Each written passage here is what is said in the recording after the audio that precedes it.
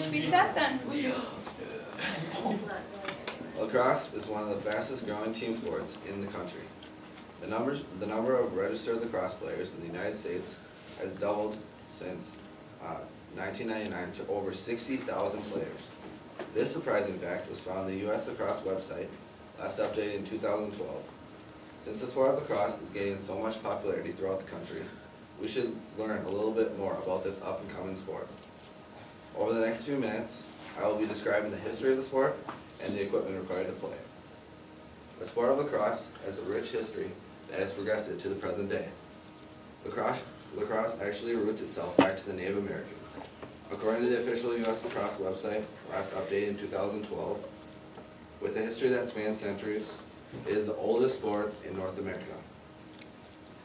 As referenced by Bill Saprito in Time magazine on April 2nd, 2011, lacrosse served as a preparation for war with huge games involving thousands of players. The sport of the Native Americans evolved into modern lacrosse in the 15th century. According to Thomas Beanham in the Smithsonian Magazine on January 3rd, 2011, the change began in 1636 when John Day Baruch, a Jesuit missionary, documented the game of lacrosse for the very first time. A match between the two tribes in 1794 resulted in the creation of a basic set of rules. Beginning in the 17th century, the sport of lacrosse began to be played by Americans. As referenced by John McPhee in the New Yorker magazine on September 2010, New York University fielded the nation's first college lacrosse team in 1887. The first women's lacrosse game was played at St. Leonard School in 1890.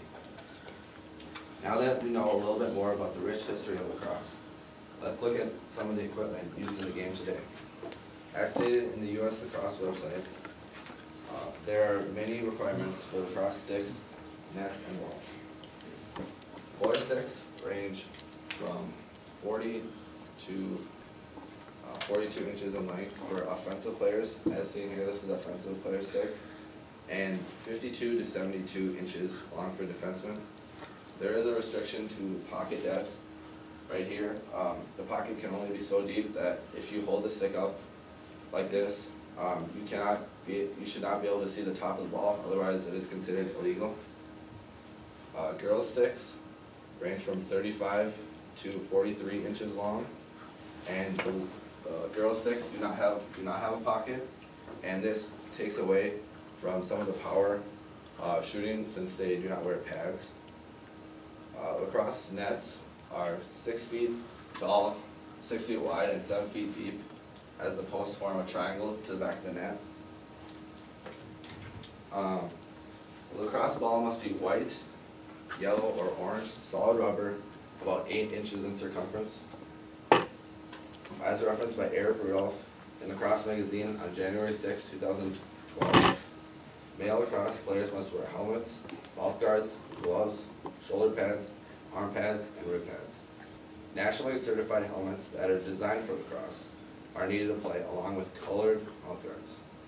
Also, boys are required to wear gloves with unaltered palms to shield the hand or wrist from an opposing player's stick. Shoulder and elbow pads specifically designed for lacrosse must be worn to protect their arms and shoulders from stick and body checks.